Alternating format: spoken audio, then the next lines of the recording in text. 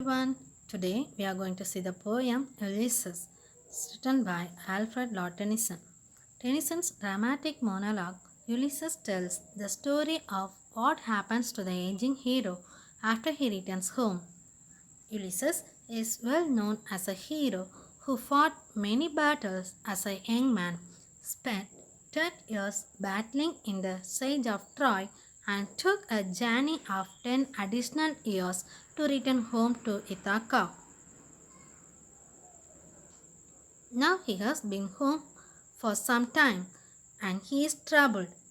Ulysses, the poem speaker, begins by giving a picture of what his life has been like during the past years. He is an aging king married to an aging queen who lives unknown to his subjects. He describes them as a savage race who take advantage of all that he does for them without knowing who he truly is. He merely creates laws and rules idly.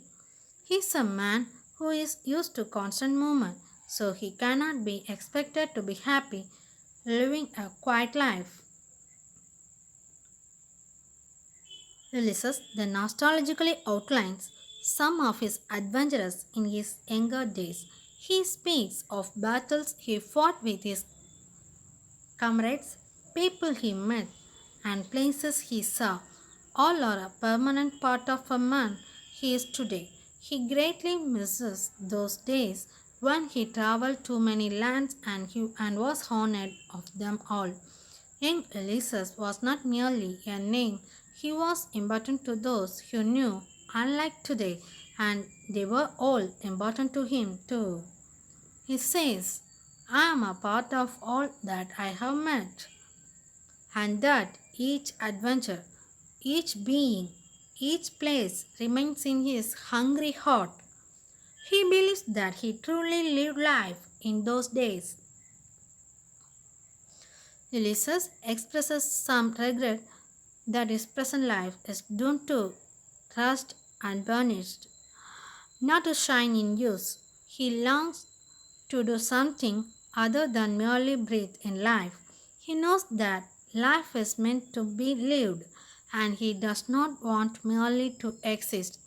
He is also keenly aware that as he grows older, he has little time left to live before that eternal silence of death takes over. He knows that with each hour that goes by, he has the opportunity to do something great before the final silence. Therefore, Ulysses is determined to follow his desires and stop sitting around waiting for death to overcome him. He mentions his son Telemachus, to whom he leaves his kingdom. Telemachus is a different person than his father and will rule in his own way. However, Ulysses is confident that he will do well to make mild people and help them. Knowing that Telemachus is fit for the task gives Ulysses hope and confidence to continue on to the next part of his own life.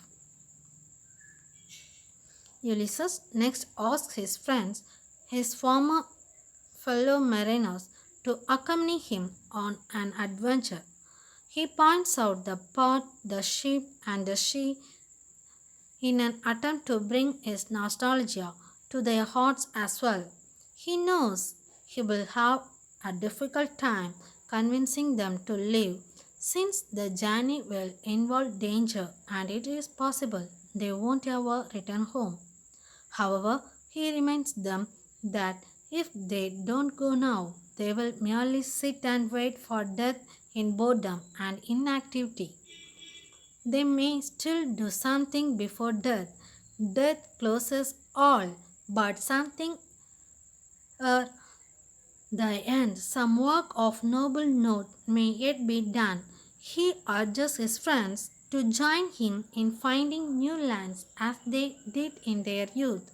He acknowledges that they are old and do not have the strength and stamina that they used to have, but assures them that if they accept this fact, They can still seek adventure. What will keep them going are their noble hearts and wills, their heroic natures, and the knowledge that death is around the corner. Therefore, they must seize the moment before it's too late. They must try to strive, to seek, to find, and not to yield. Thank you.